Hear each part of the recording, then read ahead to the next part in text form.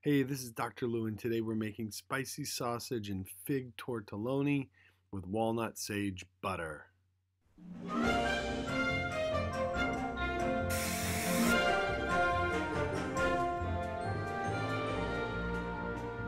Let's have a look at the ingredients. We've got for the filling and for the tortellini, fig butter, mascarpone cheese, ricotta, Parmesan cheese, and we've got spicy Italian sausages from Whole Foods. For the sauce, we have sage, butter, walnuts, and of course, shallots. Let's get started. We're going to fry the sausages in a pan until they're cooked. Now, if you were wondering, tortelloni are large tortellini.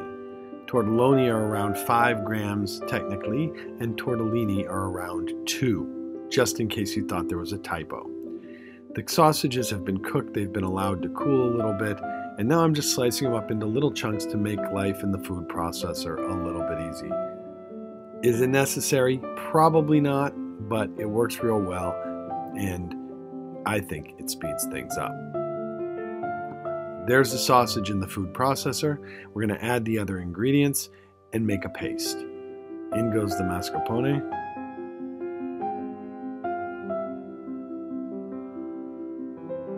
There's the ricotta.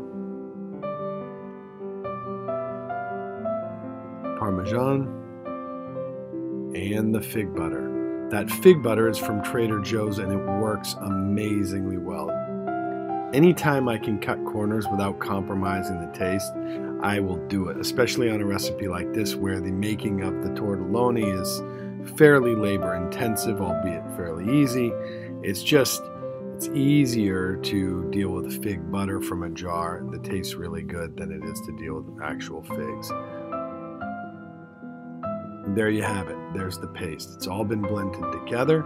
It has the consistency of like a thick, chunky peanut butter. There are still little chunks of sausage in there, but I find that makes the tortelloni even a little bit better. It gives them a bit more texture on the inside. We've made fresh pasta. I have a wonderful video showing you how to make the pasta dough if you're interested. And then we've cut the pasta dough after rolling it out quite thin in the machine. We've cut it into little squares. What I'm doing right now is I'm just watering the edges on one side or two sides so that it sticks a little bit better. Press down the sides and then roll it over. And then I put a little bit of water on the tip there of the pasta and then fold it over and squeeze and it sticks together nicely. We'll speed it up. We'll do it again. It's important to see this a few times. Dab a little water and squeeze.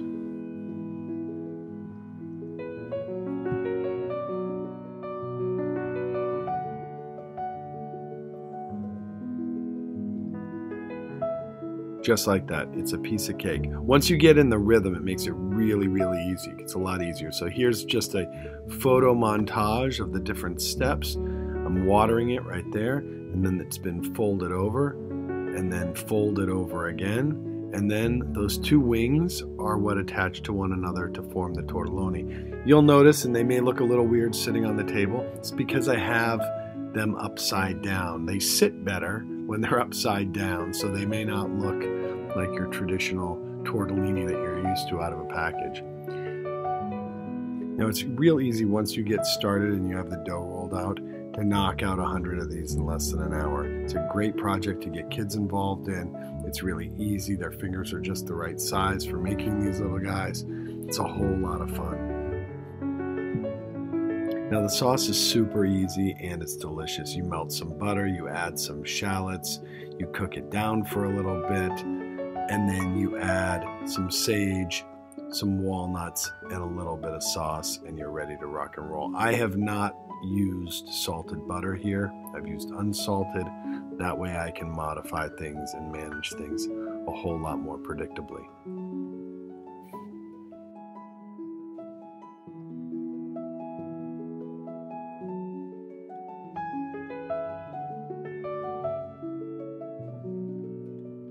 These look wonderful once they're plated, especially with the sauce on them. They're absolutely delicious. I can't recommend this enough.